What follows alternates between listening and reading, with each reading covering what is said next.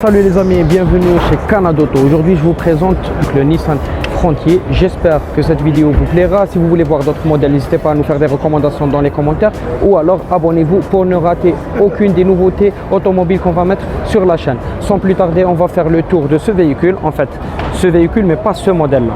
D'accord? Parce qu'il est un peu plus cher, il n'est pas accessible en ce moment à l'intérieur, mais on va voir un autre qui lui ressemble beaucoup.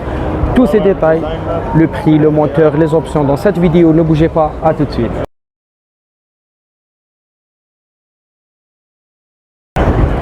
Alors les amis, voici le Frontier qu'on va présenter. C'est pas celui que je vous ai montré lors de l'introduction de la vidéo. Celui-là coûtera un peu moins cher et l'autre il n'est pas encore accessible à la vente. Dans tous les cas, il n'y a pas beaucoup de différence sauf le pack extérieur. Vous voyez ici le capot comment il est lisse. Par contre, si on va à cette version-là, on verra qu'il y a beaucoup de rajouts supplémentaires et le prix en conséquence. Alors, concernant cette version d'aujourd'hui, on remarque qu'il y a beaucoup de plastique, que ce soit en bas sur le pare-choc ou alors dans la calandre, on a la marque Nissan, le logo qui est avec des touches orange qui sont sympathiques, une caméra et on remarque qu'il n'y a pas de détecteur sur le pare-choc avant. Il y a néanmoins des anti-brouillards et une sorte d'entrée d'air factice qui n'est pas réelle. On voit une petite lame en gris sur le bas du pare-choc.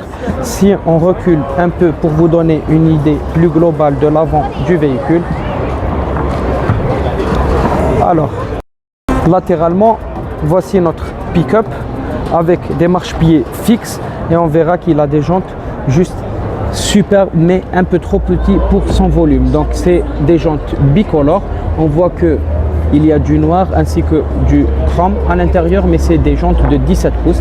Donc c'est vrai que le pneu est immense, mais la jante elle reste quand même assez modeste. Donc on trouvera la même que la carrosserie sur le rétroviseur. Il n'y a pas de clignotant, par contre il y a une caméra, donc on pourra voir la 360 sur notre véhicule. Les poignées de porte sont de la même couleur que la carrosserie et on peut y accéder sans les clés, donc keyless.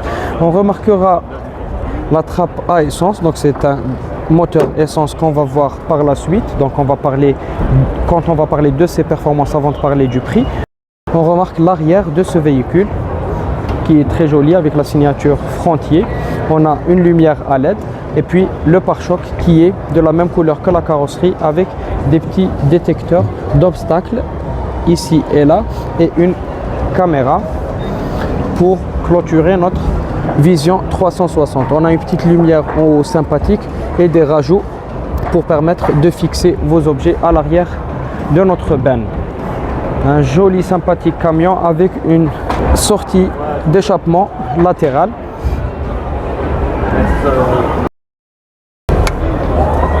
À l'intérieur, on pourra voir qu'il y a du plastique, il y a une petite partie en cuir et ici la poignée de porte, en fait c'est du cuir sous forme de tissu. Ici on a une poignée en chrome et on a le bouton pour les vitres électriques. On retrouve la même matière avec des surpiqûres orange et beaucoup de plastique en bas avec des rangements. Concernant les sièges, donc on remarque que les sièges de la voiture ont l'air très confortable, mais que 3 passagers seront quand même juste, c'est-à-dire qu'il n'y a pas la taille des rames qu'on avait vues et des Ford, les camions de Ford et de Chevrolet qu'on avait vu dans d'autres vidéos. Par contre, on voit qu'il y a des surpiqûres sur le cuir qui a l'air très confortable et un accoudoir central pour les passagers arrière doté de porte-gobelets. Et il n'y a pas d'aération pour les passagers arrière, comme on l'a dit, c'est pas très spacieux à l'arrière, donc ce sera juste pour 3 adultes. Alors on remarque qu'il y a aussi les chargeurs type C et USB. Si on part à l'avant, on remarquera donc des petites touches en rouge qu'on n'avait pas derrière, les 4 vitres électriques, verrouillage, déverrouillage et le réglage des rétroviseurs qui est lui aussi électrique. On remarquera qu'ils sont dégivrables et qu'il y a le détecteur d'angle mort. On trouvera donc sa petite partie sympathique en cuir avec des surpiqûres en rouge et puis le petit seuil de porte qui est en chrome avec le réglage électrique des sièges qui sont en cuir comme l'arrière avec des surpiqûres orange. On aura besoin de notre marchepied pour pouvoir accéder à ce camion. Alors à l'intérieur, on retrouvera la même partie que dans les portières dans la planche de bord. Ça nous évite de voir du plastique un peu partout. Donc on aura l'écran tactile avec un contour en piano black. On aura ici les réglages de la radio, médias et tout ce qui est navigation. Un peu plus bas, on retrouvera les réglages pour la climatisation. Ici, on n'aura pas de cockpit virtuel, donc d'écran numérique, mais plutôt analogique avec un petit écran en couleur. On aura le volant qui est gainé de cuir avec des surpiqûres orange et on retrouvera ces touches orange un peu partout sur la voiture. On aura ici des touches sur le volant entourées de piano black permettant différents réglages et même l'aspect ou les informations s'affichant sur notre écran. Ici, on verra qu'il y a beaucoup d'options qui sont manquantes, mais bon, on pourra quand même faire le nécessaire. Ici, on aura le volant chauffant, les sièges chauffants aussi de part et d'autre, et on aura des petits chargeurs type C USB. On a ici pour le bouton pour activer ou désactiver l'aide au stationnement. On a un pommeau de vitesse qui n'est pas en cuir, il a de l'aluminium et le cuir en bas avec une surpiqûre orange qu'on retrouvera aussi sur le côté de la console centrale avec la touche qu'on avait déjà vue ou ça dans les portières du véhicule. On retrouvera donc du piano black en bas du pommeau de vitesse, en plus de 2 portes gobelets. Ici, on pourra charger notre téléphone sans utiliser de câble, donc wireless. On a aussi cet accoudoir central avec du cuir sur piqûre orange, très sympathique, et beaucoup de rangements à l'intérieur de notre camion.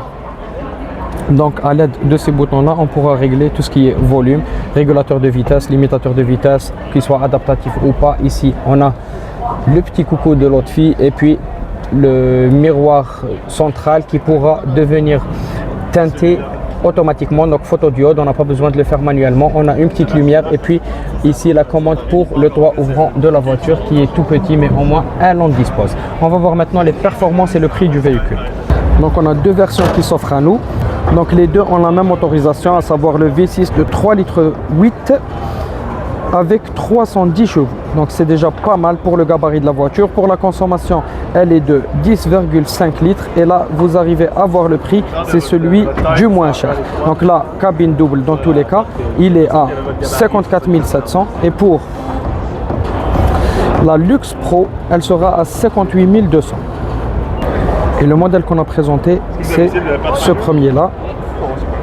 Donc il reste encore une autre finition beaucoup plus optionnelle. Voilà les amis, c'était la vidéo sur le Frontier de Nissan qu'on a vu aujourd'hui. On a fait le tour par les démotorisations et du prix de ce véhicule. Alors dites-moi ce que vous en pensez. Dites-moi quels sont les modèles que vous souhaiterez voir prochainement sur notre chaîne. Si la vidéo vous a plu, n'oubliez pas de vous abonner et laisser un pouce bleu, ça fait toujours plaisir. C'était tout pour moi, c'était l'autre fille et au revoir.